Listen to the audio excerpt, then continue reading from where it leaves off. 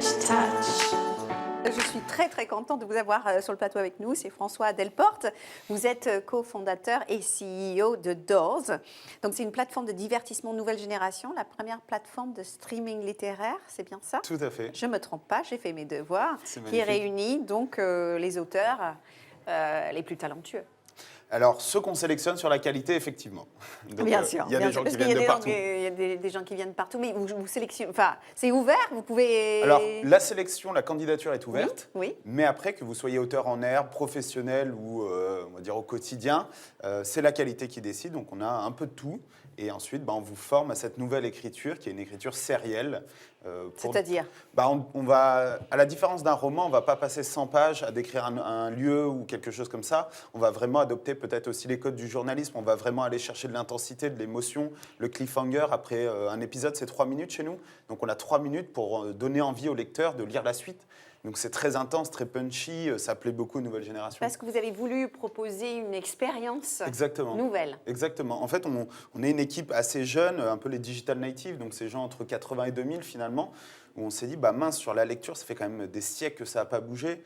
Nous, on va ramener finalement tout ce qu'on a envie, le streaming, la série, le court, l'intense, le 100% original, dans une plateforme. Et c'est ce qu'on a fait, c'est une première au monde, c'est-à-dire qu'on produit nous-mêmes.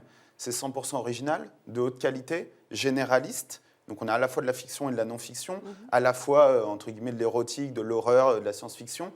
Il y en a pour tout et tout le monde. Et d'ici 3 semaines, on sort même de l'audio. Donc on rajoute cette possibilité pour notamment les malvoyants, non-voyants, qui n'avaient pas très bien accès à notre service. Bien sûr. Et puis pour les hommes qui ne lisent pas beaucoup.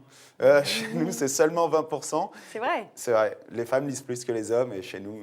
Ah, ça m'étonne en fait. Je ne savais pas que les femmes étaient. Donc c'est principalement des femmes qui. Aujourd'hui, sur nos 150 000 utilisateurs, c'est 80% de femmes.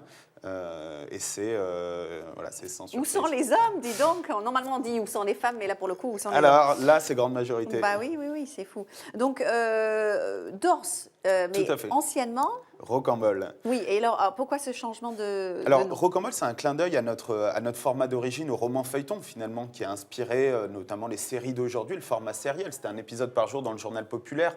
Donc, c'était vraiment tenir en haleine presque le peuple entier avec les pérégrinations des mousquetaires, etc. Donc, c'était un clin d'œil à nos origines, mais qui finalement présentait un mismatch, entre guillemets, par rapport à notre vision d'aller emmener une plateforme de streaming, etc.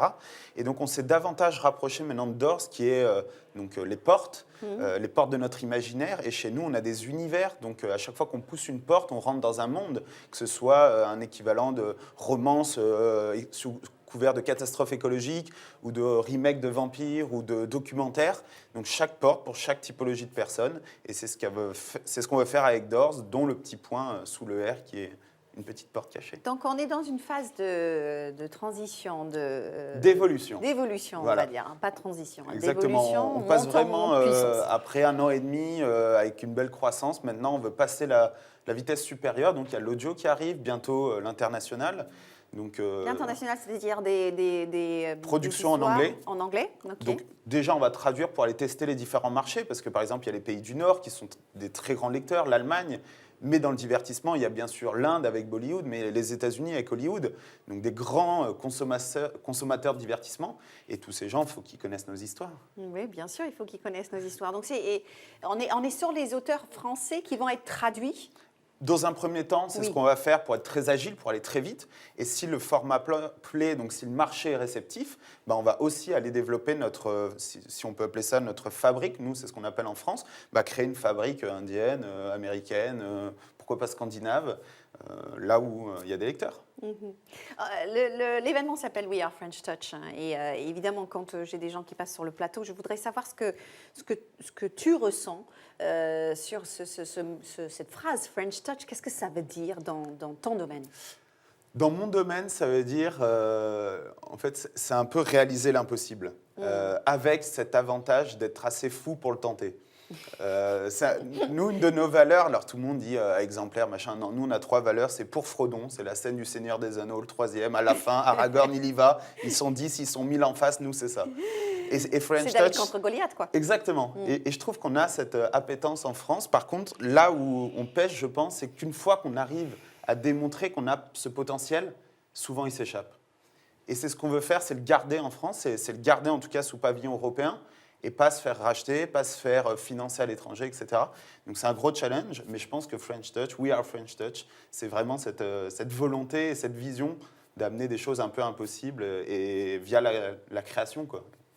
Qu'est-ce que vous pensez de cette initiative ici, sur les 2 jours où on réunit toutes les industries créatives pour réfléchir à demain? Il y a une énergie incroyable. C'est vrai. Franchement, on sort là, ça fait que déjà presque une demi-journée qu'on est là tous là, mais il y a une énergie incroyable.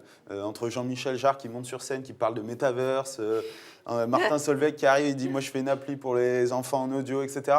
Mais c'est une énergie incroyable. Et là, on a tous envie effectivement de non pas jouer les uns contre les autres, mais vraiment de se dire en fait, ensemble, il y a un vivier incroyable et on va aller le pousser. Maintenant, il y a des financeurs. Nous, on a la chance d'être accompagnés par l'IFSIC, par BPI. Donc, c'est des gens qui nous permettent de croire en notre vision et d'aller chercher et challenger cet impossible. Qu'est-ce que vous avez besoin aujourd'hui? Alors aujourd'hui, nous, on va réaliser une levée de fonds intermédiaire. On en a déjà fait une et on va en faire une confidentielle d'ici la fin de l'année sur laquelle, peut-être, si certains profils nous entendent, qui connaissent ce monde de l'entertainment, des médias, des histoires, etc., on pourrait être intéressé par faire connaissance et on va surtout préparer la prochaine levée de fonds semestre 2022. D'accord, mais c'est un appel, hein. Vous êtes sur l'antenne ici, c'est en replay, c'est en live, enfin on est présent, donc c'est important de prendre le temps sur le plateau de dire ce qu'on veut. Exactement. Et puis surtout, je vous incite vraiment à aller voir du monde, à ne pas avoir peur, à parler à tout le monde. C'est impressionnant. Hein. C'est assez impressionnant, mais ouais. en France, on est un peu réservé sur ce point-là. Parfois, on regarde ce qui se passe, on ne va pas oser. Mais c'est bien de passer sur ce plateau parce que les gens vont apprendre à vous connaître. Et si on vous voit passer, François Delporte, de Doors, vous pouvez aller le voir et discuter ensemble. Merci d'avoir été de Merci à passage vous, merci sur à ce tous.